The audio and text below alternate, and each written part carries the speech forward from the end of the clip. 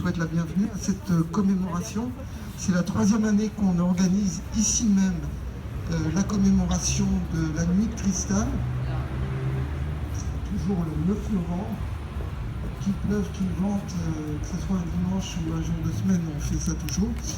Donc merci à tous ceux qui sont là.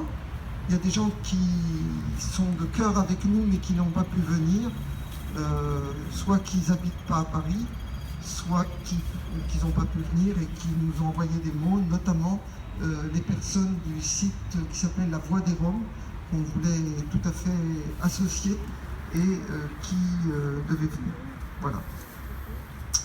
Alors bien évidemment, cette soirée du 9 novembre se tient dans des circonstances un peu particulières, avec la victoire d'un candidat aux élections présidentielles américaines qui est soutenu. Il ne s'agit pas ici de faire des commentaires, il y en aura d'autres, mais quand même d'un candidat qui est soutenu par les groupes néo-nazis américains, par le Ku Klux Klan et par le Front National français, donc ça crée une certaine atmosphère le 9 novembre.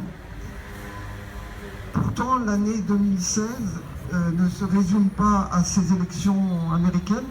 Il y avait eu quelques éléments importants et intéressants en ce qui concerne notre champ d'activité, c'est-à-dire la question des génocides, des crimes contre l'humanité, puisqu'il y a eu d'une part, mais CETA en parlera certainement ou pas, la reconnaissance du génocide arménien par le Parlement allemand. Il y a le début des procès de génocidaires, du génocide des Tutsis du Rwanda. Peut-être Marcel Kabanda en parlera ou pas, puisque ce sont nos partenaires pour cette soirée. Donc il y a eu des procès qui ont commencé, il y a eu la condamnation de Karadzic, responsable du génocide de Srebrenica, au bout de 20 ans de fuite à travers toute l'Europe. Bref, il y avait des choses qui commençaient à bouger sur la reconnaissance des génocides et la condamnation de leurs responsables, disons dans la lutte contre l'impunité, qui est un de nos thèmes d'intervention. Néanmoins, je voudrais revenir à la soirée du 9 novembre et à ce qui nous réunit ici, c'est-à-dire... ce qui nous réunit ici, c'est-à-dire la nuit de cristal.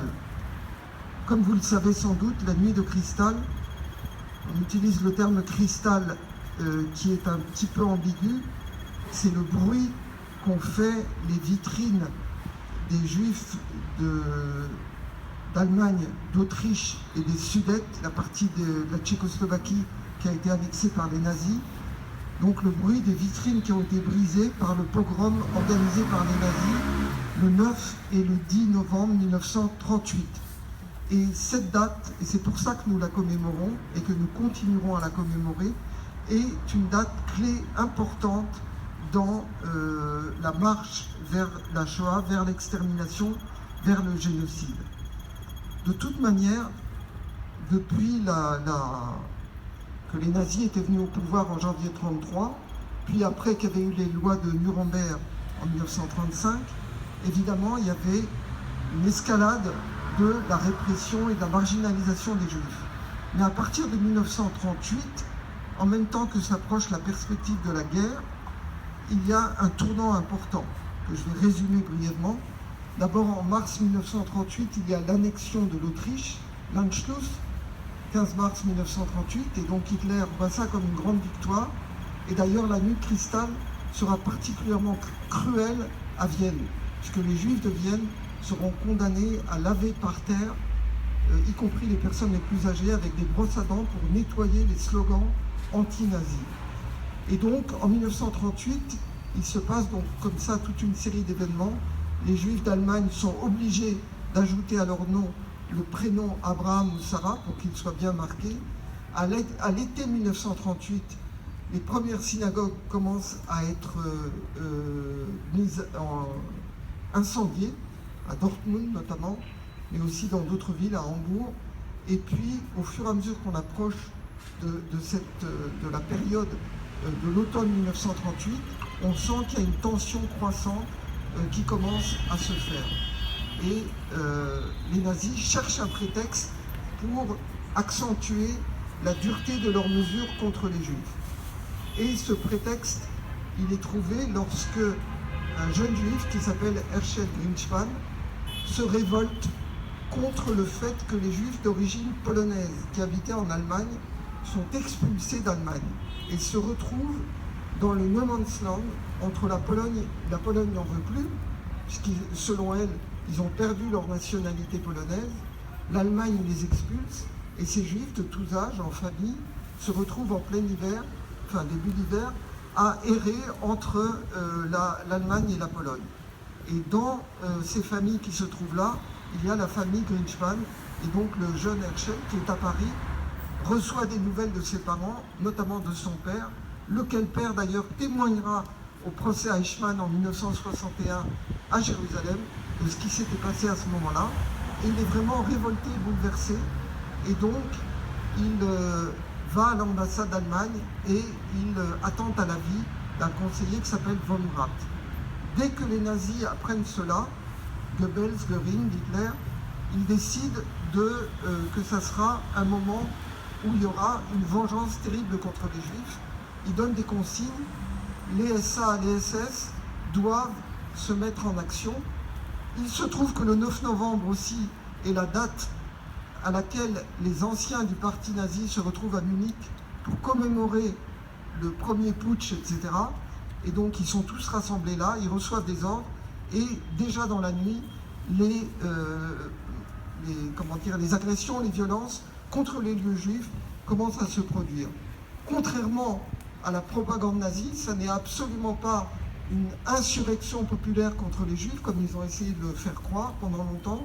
C'est vraiment quelque chose qui est organisé de A à Z par l'appareil du parti nazi, même si la consigne est donnée qu'aucun ne doit porter aucun uniforme ni chemise brune, ils doivent apparaître comme des Allemands révoltés. Le bilan de tout cela est tout à fait catastrophique, puisqu'on a 267 synagogues qui sont détruites et brûlées, 7500 commerces qui sont détruits, 30 000 personnes juives qui sont placées en camp de concentration, 91 morts officiels lors des violences, plusieurs dizaines de suicides, de nombreux viols et des centaines de suicides, dit-on, puisque dans la ville de Nuremberg elle-même, 9 tués et 10 suicides. Quelles sont les réactions dans le monde entier? Eh bien, en Grande-Bretagne, il y a un débat particulier à la Chambre des communes avec un certain émoi. Et hélas, en France, il n'y a quasiment rien qui se passe. Le gouvernement de l'époque, qui est engagé dans des négociations avec l'Allemagne nazie, ne veut surtout pas que les négociations qui sont menées par le ministre des Affaires étrangères, Bonnet, qui ensuite sera un pétainiste, soient troublées par ce qui s'est passé. Malgré le rapport de l'ambassadeur de France à Berlin, il ne se passe strictement rien, ni à la Chambre, ni de la part du gouvernement. Cela correspond d'ailleurs à l'attitude globale de ce gouvernement qui, lors de la conférence sur les réfugiés d'Évian en juillet 1938, qui s'était passée en France, avait expliqué que la France ne pourrait accueillir aucun réfugié. Et d'ailleurs, au lendemain de la nuit de cristal, commencent à venir des mesures encore plus dures contre les réfugiés juifs allemands qui vont être placés peu à peu en rétention dans les camps du sud, à Gurs et ailleurs, dans les différents camps des mines. Donc la France est hélas, la principale grande démocratie qui ne réagira quasiment pas à la nuit de cristal. Cette nuit de cristal, et je vais conclure là-dessus, est vraiment un tournant, car au lendemain, d'abord c'est la première fois qu'aux yeux de toute l'Europe, il y a des violences aussi nombreuses dans toute l'Allemagne et en Autriche et dans les Sudètes contre les Juifs en tant que tels, et surtout au lendemain de la nuit de cristal, peu à peu la lutte antisémite passe aux mains des SS, c'est-à-dire le corps le plus fanatisé, le plus déterminé, le plus mortifère, qui va ensuite mettre en œuvre la solution finale avec ces différentes organisations. Et donc, c'est pour cela que nous avons choisi, Mémorial 98, avec les autres associations qui veulent bien se joindre à nous, de commémorer chaque année ce moment où la perspective, non plus simplement de mesures discriminatoires, mais de violence, de mort, d'extermination, commence à se faire. Et d'ailleurs, entre le 9 novembre 1938 et le discours de Hitler de janvier 1939, dans lequel il dit « Si jamais la guerre éclate, ne pensez pas que les Juifs s'en sortiront et que l'Allemagne perdra. Les Juifs d'Europe seront exterminés. On a ri de moi quand j'étais un prophète, eh bien, je prophétise aujourd'hui que les Juifs seront exterminés. » Il le dit haut et fort devant le Reichstag, qu'il applaudit pendant les dignitaires nazis, ils applaudissent. Et donc on voit bien qu'entre novembre 1938 et janvier 1939, c'est un bref délai.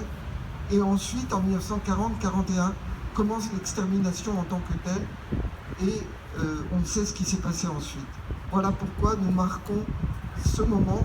Et nous le marquons ici au gymnase Japy, qui a été un lieu, comme d'ailleurs en témoignent les plaques, qui a été un lieu de regroupement, de concentration des Juifs de Paris, notamment lors de la rafle d'août 41, où plusieurs milliers de personnes se sont retrouvées dans le gymnase enfermées avant d'être déportées vers Drancy, puis vers les camps d'extermination. Voilà, je veux maintenant passer la parole à Seta Papazian, présidente du collectif Vigilance arménienne contre le négationnisme, dit aussi collectif VAN, et qui s'associe à nous chaque année, que je remercie, le collectif VAN et les autres, puisque dans notre esprit, c'est une cérémonie en mémoire des victimes de tous les génocides du XXe siècle.